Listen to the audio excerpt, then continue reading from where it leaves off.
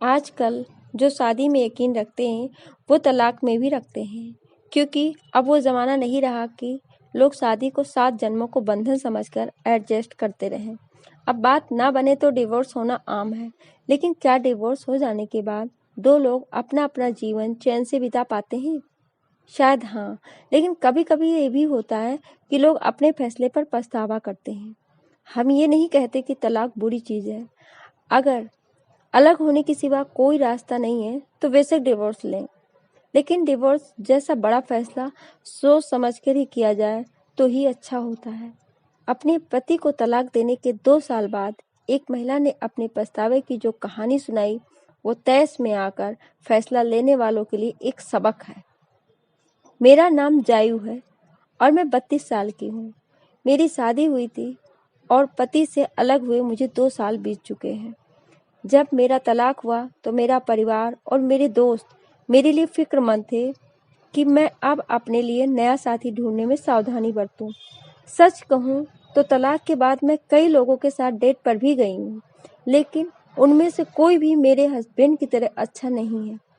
जितना ज़्यादा मैं सोचती हूँ उतना ही ज़्यादा मुझे महसूस होता है कि मेरा पूर्व पति ही मेरे जीवन का सबसे अच्छा आदमी है जो मुझे मिला था। 2 साल में हम एक दूसरे से कभी नहीं मिले। हम पहली बार कॉलेज में मिले थे और एक ही कंपनी में काम भी करते थे। कॉलेज और व्यस्क जिंदगी के बदलाव काफी कठिन थे, लेकिन फिर भी हम दोनों एक दूसरे के साथ थे और तभी मुझे उसमें प्यार हो गया। फिर हम एक छोटे से घर में शिफ्ट हो गए।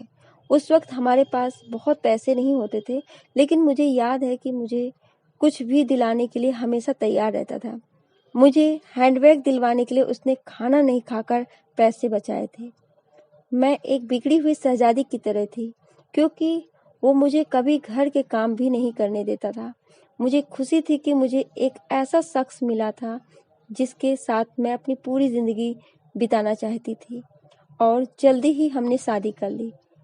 शादी के बाद वो वैसा ही पति बना रहा जैसी मैंने कल्पना की थी।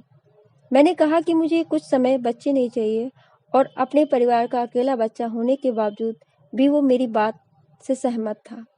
मैं नहीं चाहती थी कि वो स्मोक करे, तो उसने कभी नहीं किया। जब मैं बीमार पड़ी उसी ने मेरा ख्याल रखा। मैं स्वार्थी और ज्यादा स्वार्थी होती गई और मैंने उसकी भावनाओं को अनदेखा करना शुरू कर दिया। हमारी शादी में मैं ही निर्णायक होती थी और वो कुछ नहीं बोलता था।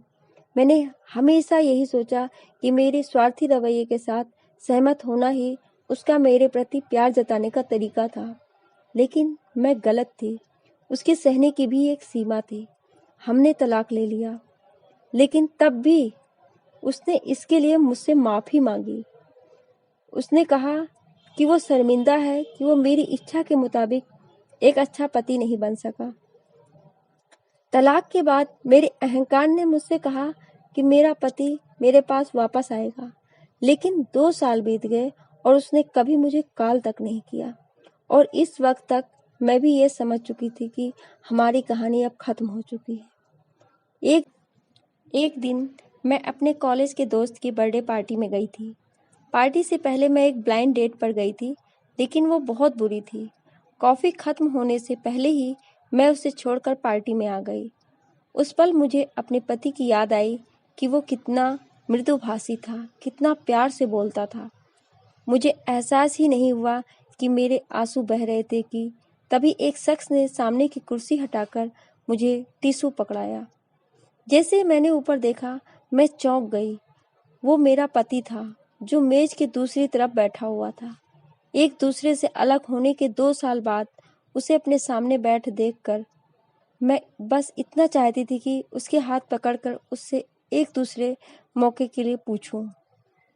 जब मुझे लगा कि वो पार्टी में अकेला आया है, तो मेरे दिल में उम्मीदें जागने लगी। क्या वो अब तक सिंगल है? क्या हमारे दोबारा मिलने के कोई चांस है? लेकिन तभी उसका फोन बजा और उसने फोन उठाया। उसने फोन पर कहा, ठीक है, मैं 1 मिनट में तुमसे मिलता हूँ। वो मेरी तरफ देखकर मुस्कुराया और मुझसे कहा कि उसे जाना होगा। वो दरवाजे के बाहर गया, जहाँ एक खूबसूरत महिला उसका इंतजार कर रही थी, और उन दोनों ने एक दूसरे को किस किया। उसे एक दूसरी महिला के साथ प्यार में देखकर मेरा दिल डूब गया। हम एक दूसरे से प्यार करते थे, लेकिन मैंने उसकी कद्र नहीं की, और जब वो जा चुका है तो मैं उसे मिस करती हूँ। होप है कि ये कहानी आपको अच्छी लगी होगी। कहानी अच्छी लगी हो तो लाइक, शेयर एंड सब्सक्राइब करें, और इस कहानी में आपकी क्या राय है हमें कमेंट करके ज़रूर बताएं। Thank you.